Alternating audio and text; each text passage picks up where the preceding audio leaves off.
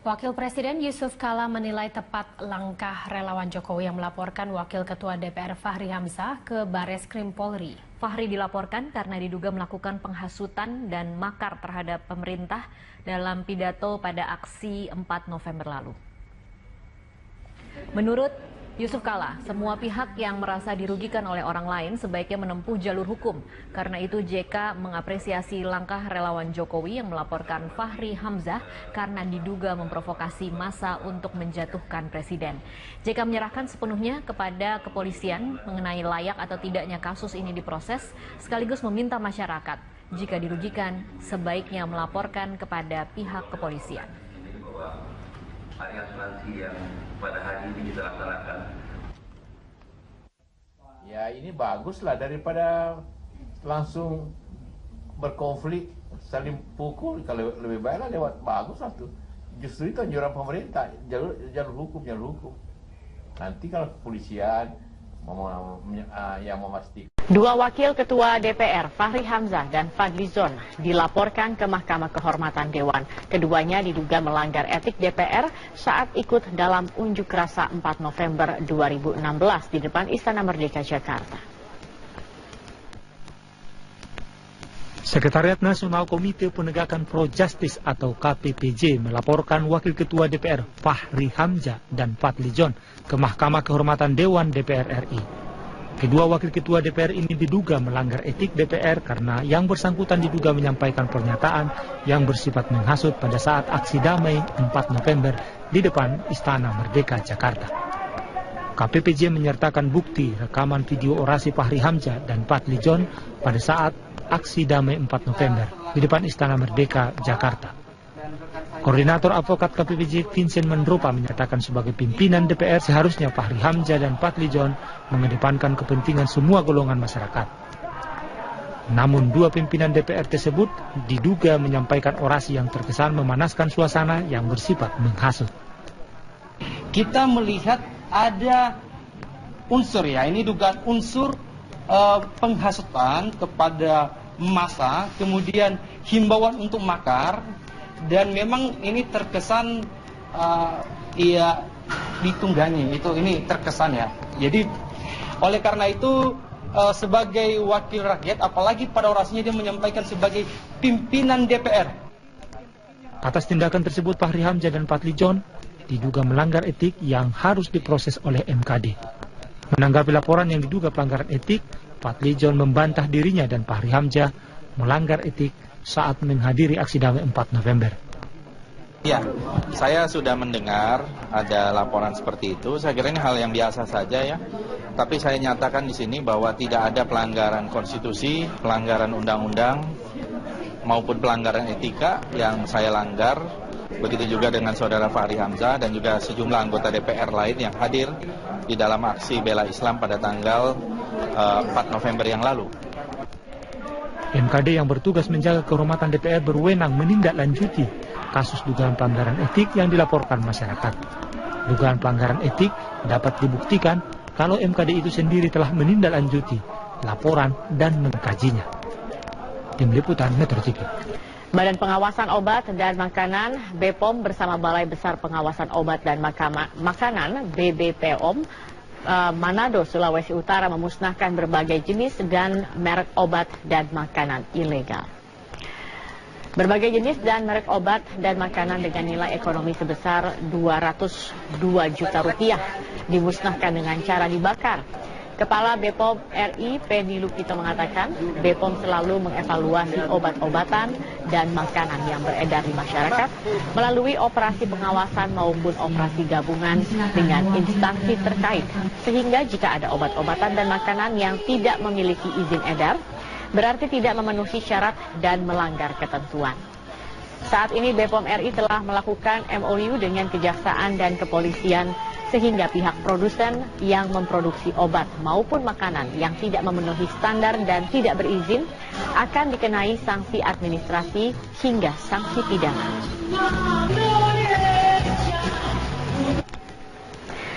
Ratusan rumah di Kelurahan Petogogan, Kebayoran Baru, Jakarta Selatan terendam banjir dengan ketinggian 60 cm. Ini disebabkan curah hujan yang deras sejak sore tadi.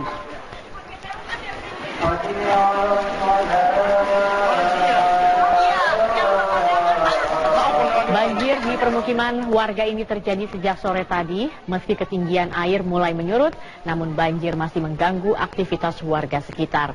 Belasan aparat kepolisian dari Ditsabara Polda Metro Jaya pun dikerahkan untuk membantu serta mengevakuasi warga. Hingga malam ini air sudah mulai surut dengan ketinggian sekitar 60 cm.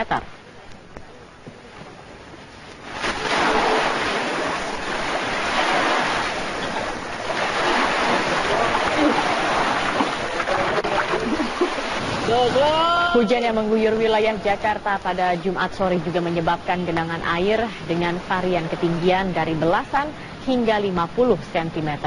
Kendaraan masih bisa melaju, namun genangan air tetap mengganggu pengguna jalan di ruas Jalan Dharma Wakta 11 yang sepenuhnya tertutup genangan air. Pada pukul 16.30 tadi, kendaraan roda 4 masih bisa melaju, namun beberapa pengguna roda 2 memilih untuk menggiring kendaraan mereka dalam kondisi mesin mati.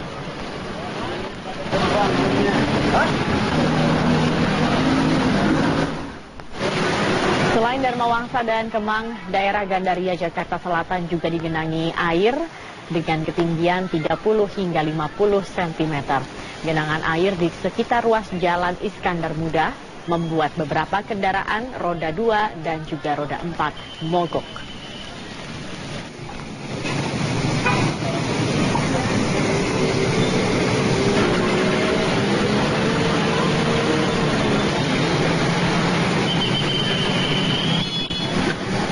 Sementara itu, sejumlah pengurus Partai Demokrat melaporkan alumni Himpunan Mahasiswa Islam ke Bareskrim Mabes Polri. HMI dilaporkan atas tudingan provokasi pada aksi damai 4 November. Pengurus Partai Demokrat yang datang ke Bareskrim Mabes Polri pada pukul 16.30 waktu Indonesia Barat diwakili oleh Didi Irawadi Syamsuddin dan Imelda Sari. Alumni HMI dilaporkan atas tudingan pidato SBY pada 2 November di Cikeas terkait dengan aksi damai yang dilakukan organisasi massa. Sebelumnya alumni HMI melaporkan SBY ke Bareskrim Mabes Polri karena pidato SBY yang dinilai menghasut.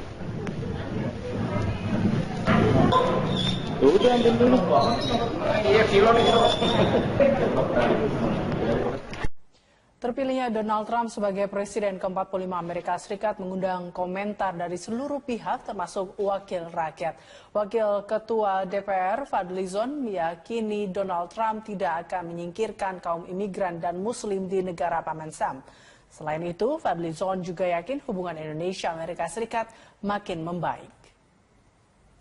Donald Trump sebagai Presiden Amerika Serikat, Wakil Ketua DPR Fadlizon meyakini Donald Trump tidak akan menyingkirkan kaum imigran dan muslim dari Amerika Serikat. Juga hubungan bilateral Indonesia dengan Amerika Serikat semakin membaik. Ditemui usai mengunjungi kantor redaksi Koran Sindo di Jakarta baru-baru ini, Fadli mengatakan hingga saat ini belum ada bukti konkret Donald Trump merupakan tokoh kontroversial yang anti terhadap Islam dan imigran seperti yang dikhawatirkan banyak orang. Fadli meminta masyarakat Indonesia tidak perlu khawatir dengan terpilihnya Trump sebagai presiden baru Amerika Serikat. Fadli menilai apa yang disampaikan Donald Trump saat kampanye adalah strategi dan retorika Trump untuk meyakinkan rakyat Amerika yang konservatif kepada Partai Republik. Fadli menegaskan Donald Trump menentang imigran gelap yang memasuki negaranya dan menurutnya Donald Trump tetap akan melakukan kerjasama dengan berbagai negara Islam secara konstruktif termasuk dengan sejumlah negara di Timur Tengah.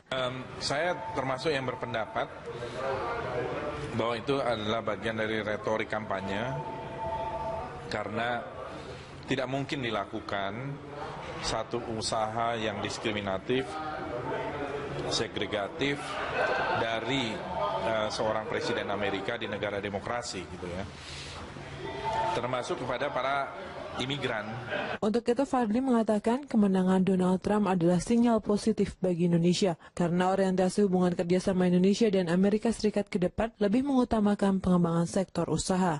Ya, Donald Trump sangat suka sekali dengan Indonesia, apalagi dia juga sudah ada kerjasama kan juga dengan pengusaha-pengusaha Indonesia untuk investasi di Bali dan di Bogor. Ini adalah satu gesture yang baik. Habibie dan Temi, TVR Parlemen melaporkan. Wakil Ketua DPR Fadlizon membuka kegiatan Parlemen Remaja 2016 yang rutin diselenggarakan DPR. Tujuannya adalah memberikan pendidikan mengenai parlemen serta kinerja anggota DPR. Wakil Ketua DPR RI, Koordinator Bidang Polhukam, Fadlizon, membuka acara Parlemen Remaja 2016 dengan tema DPR menuju Parlemen Modern. Acara yang dihadiri oleh siswa-siswi tingkat SMA dan SMK dari seluruh provinsi di Indonesia dilaksanakan di Wisma Gria Sabah DPR RI Bogor, Jawa Barat. Dalam pidatonya, Fadlizon menjelaskan, periode DPR 2014 hingga 2019 saat ini menginginkan lembaga DPR RI menjadi sebuah lembaga parlemen yang modern, yang memiliki indikator transparan, memanfaatkan teknologi informasi, serta memiliki fungsi representasi. Fadlizon berharap agar para peserta parlemen remaja nantinya dapat memberikan informasi yang benar tentang tugas dan fungsi DPR RI kepada masyarakat di daerahnya.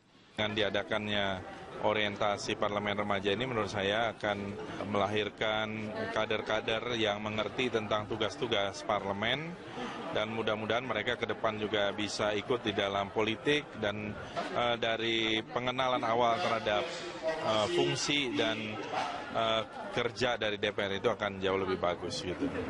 Fadlizon menambahkan kegiatan parlemen remaja ini merupakan salah satu amanat dari Interparliamentary Union yang merupakan forum internasional antara parlemen di seluruh dunia dalam rangka memberikan pendidikan politik sejak dini kepada para pelajar. Jadi bagaimana kerja parlemen, tantangan-tantangannya, kemudian apa yang harus dilakukan sesuai dengan koridor konstitusi kita. Pada parlemen remaja kali ini, para peserta melaksanakan salah satu fungsi indikator utama parlemen modern, yaitu representasi. Dengan mengunjungi daerah Cianjur untuk melihat dan meninjau secara langsung kegiatan masyarakat dalam bidang pertanian dan budidaya tanaman. Kegiatan ini mencontoh aktivitas anggota dewan saat turun ke daerah pemilihan masing-masing untuk menyerap aspirasi masyarakat. Polisi terus dalami dugaan penistaan agama dan kita langsung bergabung dengan Priscilla Dauhan dan juru kamera Rio Cornelianto yang ada di kantor Barreskrim Polri.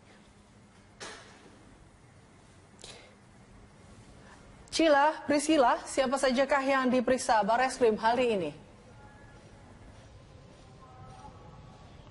Ya, Eliza Hasan, terkait dengan kasus dugaan penistaan agama yang dilakukan oleh Gubernur Jakarta nonaktif Basuki Cahayapurnama pada hari ini, memang kami belum mendapatkan informasi mengenai siapa sajakah yang akan diperiksa terkait dengan pemeriksaan lanjutan kasus dugaan penistaan agama. Namun baru saja keluar beberapa orang yang mengklaim dirinya sebagai FPI Sulawesi Selatan dan juga dari Gerakan Islam Bersatu, di mana mereka datang untuk kembali melaporkan atas kasus yang sama, yakni kasus dugaan penistaan agama yang dilakukan oleh Gubernur DKI Jakarta nonaktif Basuki Cahayapurnama. Mereka datang ke sini sekitar pukul 10.30 waktu Indonesia Barat tadi dengan membawa sejumlah bukti berupa bukti rekaman video serta flash disk juga yang berisi tafsiran ayat Al-Quran. Dan mereka pun juga akan kembali datang ke Barreskrim Mabes Polri ini sekitar pukul 13 nanti usai sholat Jumat. Dan mereka pun juga akan kembali melaporkan atas dugaan penistaan agama yang dilakukan oleh Gubernur DKI Jakarta Basuki Cahayapurnama. Namun terkait dengan saksi-saksi siapakah yang akan diperiksa mengenai dugaan penistaan agama ini, Eliza, kami belum mendapatkan informasi dikarenakan memang sejak pagi tadi kami menghubungi Humas Polri maupun juga Karopenmas Mabes Polri juga belum ada respon hingga saat ini. Kami pun masih menunggu siapa sajakah saksi-saksi yang akan diperiksa oleh Mabes Polri pada hari ini. Namun diketahui, Eliza, bahwa kemarin juga polisi telah memeriksa Buniani sebagai saksi karena diduga dialah yang sehingga pihak produsen yang memproduksi obat maupun makanan yang tidak memenuhi standar dan tidak berizin akan dikenai sanksi administrasi hingga sanksi pidana.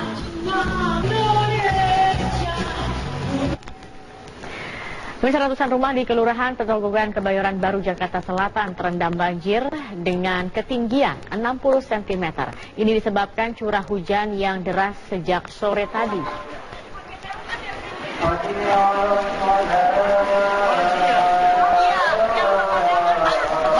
Banjir di permukiman warga ini terjadi sejak sore tadi. Meski ketinggian air mulai menyurut, namun banjir masih mengganggu aktivitas warga sekitar.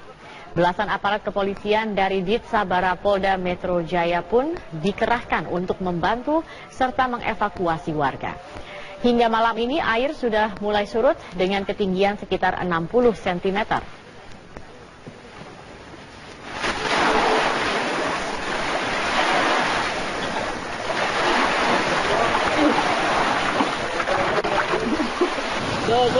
Hujan yang mengguyur wilayah Jakarta pada Jumat sore juga menyebabkan genangan air dengan varian ketinggian dari belasan hingga 50 cm.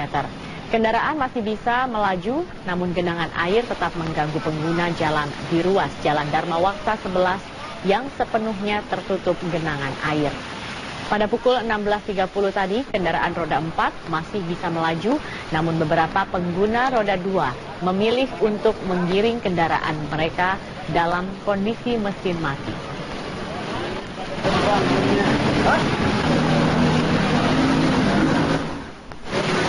Selain Dharma Wangsa dan Kemang, daerah Gandaria Jakarta Selatan juga digenangi air dengan ketinggian 30 hingga 50 cm. Genangan air di sekitar ruas Jalan Iskandar Muda membuat beberapa kendaraan roda 2 dan juga roda 4 mogok.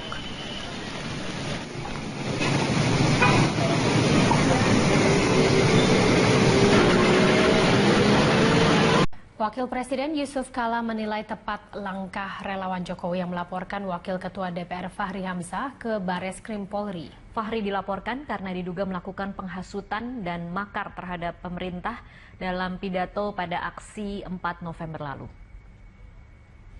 Menurut Yusuf Kala, semua pihak yang merasa dirugikan oleh orang lain sebaiknya menempuh jalur hukum. Karena itu JK mengapresiasi langkah relawan Jokowi yang melaporkan Fahri Hamzah karena diduga memprovokasi massa untuk menjatuhkan presiden. JK menyerahkan sepenuhnya kepada kepolisian mengenai layak atau tidaknya kasus ini diproses, sekaligus meminta masyarakat jika dirugikan sebaiknya melaporkan kepada pihak kepolisian. Hari asuransi yang pada hari ini kita laksanakan. Ya ini baguslah daripada langsung berkonflik, saling pukul. Kalau lebih baiklah lewat baguslah tuh. Justru itu anjuran pemerintah, jalur hukum. Nanti kalau kepolisian yang memastikan. Dua wakil ketua DPR, Fahri Hamzah dan Fadlizon, dilaporkan ke Mahkamah Kehormatan Dewan. Keduanya diduga melanggar etik DPR saat ikut dalam unjuk rasa 4 November 2016 di depan Istana Merdeka, Jakarta. Sekretariat Nasional Komite Penegakan Pro Justice atau KPPJ melaporkan Wakil Ketua DPR Fahri Hamzah dan Fadlizon ke Mahkamah Kehormatan Dewan DPR RI. Kedua wakil ketua DPR ini diduga melanggar etik DPR karena yang bersangkutan diduga menyampaikan pernyataan yang bersifat menghasut pada saat aksi damai 4 November di depan Istana Merdeka, Jakarta. KPPJ menyertakan bukti rekaman video orasi Fahri Hamzah dan Fadlizon pada saat aksi damai 4 November di depan Istana Merdeka, Jakarta. Koordinator Advokat KPPJ Vincent Mandropa menyatakan sebagai pimpinan DPR seharusnya Fahri Hamzah dan Fadlizon mengedepankan kepentingan semua golongan masyarakat. Namun dua pimpinan DPR tersebut diduga menyampaikan orasi yang terkesan memanaskan suasana yang bersifat menghasut. Kita melihat ada unsur ini dugaan unsur penghasutan kepada massa, kemudian himbauan untuk makar. Dan memang ini terkesan ditunggangi, ini terkesan ya. Jadi oleh karena itu sebagai wakil rakyat, apalagi pada orasinya dia menyampaikan sebagai pimpinan DPR. Atas tindakan tersebut Fahri Hamzah dan Fadlizon diduga melanggar etik yang harus diproses oleh MKD. Menanggapi laporan yang diduga pelanggaran etik, Fadlizon membantah dirinya dan Fahri Hamzah melanggar etik saat menghadiri aksi damai 4 November. Ya, saya sudah mendengar ada laporan seperti itu. Saya kira ini hal yang biasa saja ya. Tapi saya nyatakan di sini bahwa tidak ada pelanggaran konstitusi, pelanggaran undang-undang, maupun pelanggaran etika yang saya langgar. Begitu juga dengan saudara Fahri Hamzah dan juga sejumlah anggota DPR lain yang hadir di dalam aksi bela Islam pada tanggal 4 November yang lalu. MKD yang bertugas menjaga kehormatan DPR berwenang menindaklanjuti kasus dugaan pelanggaran etik yang dilaporkan masyarakat. Dugaan pelanggaran etik dapat dibuktikan kalau MKD itu sendiri telah menindaklanjuti laporan dan mengkajinya. Tim Liputan Metro TV. Badan Pengawasan Obat dan Makanan BPOM bersama Balai Besar Pengawasan Obat dan Makanan BBPOM Manado, Sulawesi Utara memusnahkan berbagai jenis dan merek obat dan makanan ilegal. Berbagai jenis dan merek obat dan makanan dengan nilai ekonomi sebesar 202 juta rupiah dimusnahkan dengan cara dibakar. Kepala BPOM RI Penny Lukito mengatakan, BPOM selalu mengevaluasi obat-obatan dan makanan yang beredar di masyarakat melalui operasi pengawasan maupun operasi gabungan dengan instansi terkait. Sehingga jika ada obat-obatan dan makanan yang tidak memiliki izin edar, berarti tidak memenuhi syarat dan melanggar ketentuan. Saat ini BPOM RI telah melakukan MOU dengan Kejaksaan dan Kepolisian.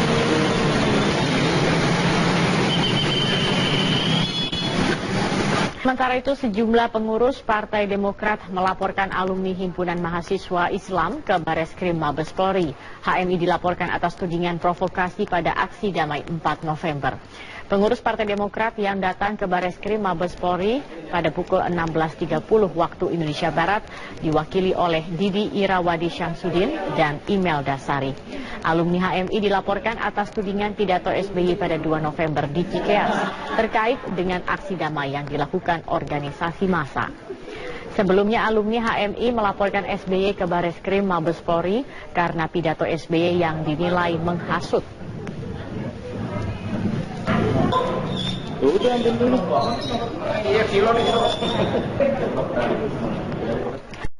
Terpilihnya Donald Trump sebagai Presiden ke-45 Amerika Serikat mengundang komentar dari seluruh pihak termasuk wakil rakyat. Wakil Ketua DPR Fadly Zon meyakini Donald Trump tidak akan menyingkirkan kaum imigran dan Muslim di negara Paman Sam. Selain itu, Fadly Zon juga yakin hubungan Indonesia-Amerika Serikat makin membaik.